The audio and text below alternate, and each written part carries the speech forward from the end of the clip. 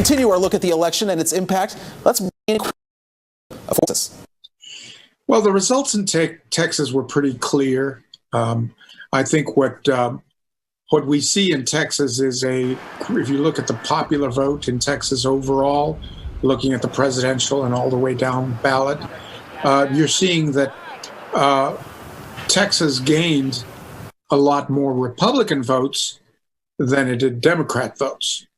And I think that a lot of it has to do with the migration out of the far west into Texas, bringing businesses here and populations here.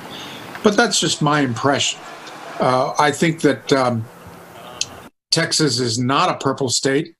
Texas is a red state.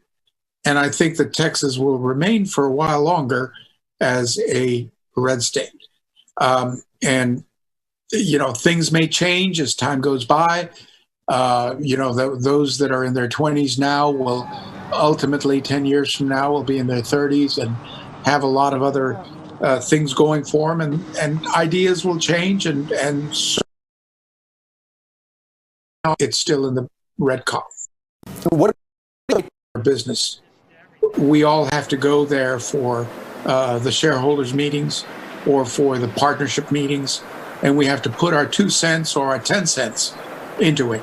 And I think that it's very, very important that every American, no matter what side of the aisle they come on or what their interests are, they need to participate.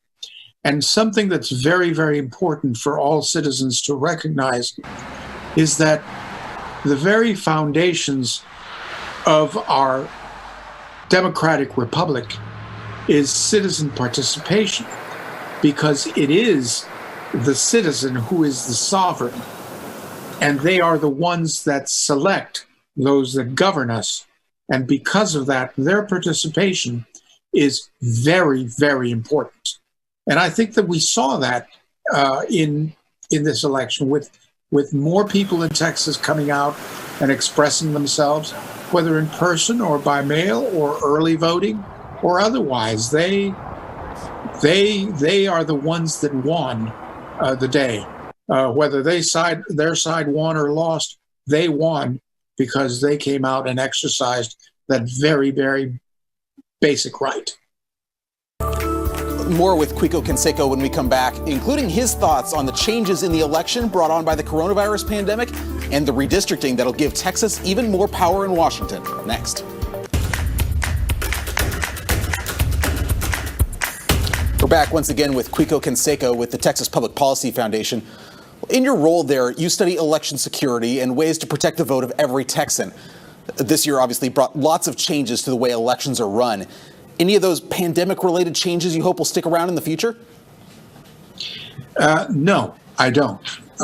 It's unfortunate that we've been met with a lot of challenges starting in January. You went so far as the impeachment of the president of the United States, and then, of course, we got hit with the viral pandemic.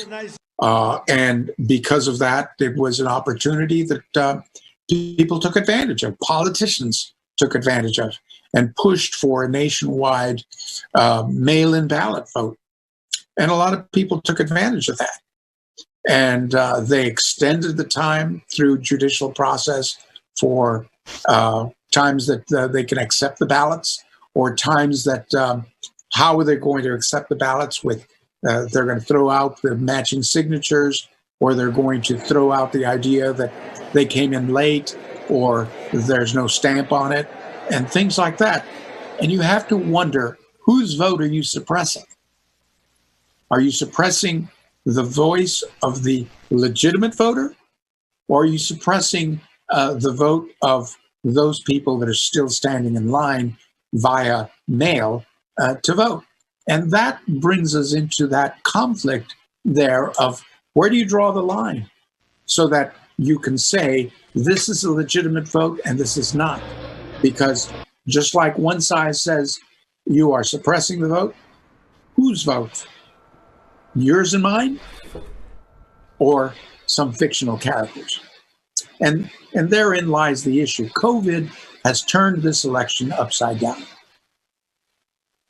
and there was no need for it. Well, you ran for Congress a couple times in a couple of different districts. So what's your take on the redistricting effort that the House will have to deal with? In Texas, it is. We still need to see what the census brought up and how important that census is going to be. And the Texas legislature stayed the same. It didn't change. We may have lost one and gained another. But the fact of the matter is that the legislature is still the same. And they are the ones that are going to be determining where the lines are drawn. I'm no longer in the electoral process. Sometimes I say, thank God, and other times I say, well, I wish I were still there. But the fact of the matter is that there are going to be more seats in Texas. If you look at the results in Texas, how we had about 1 million more voters, or maybe more than we had before, 7% more than in previous elections. So that means that we've got a population growth that is going to be able to give us more congressional seats, maybe more seats in the state house, and that's yet to be determined. And that's for the Senate and the state house to draw those lines. So it will change our representatives and add maybe 2 or 3 more.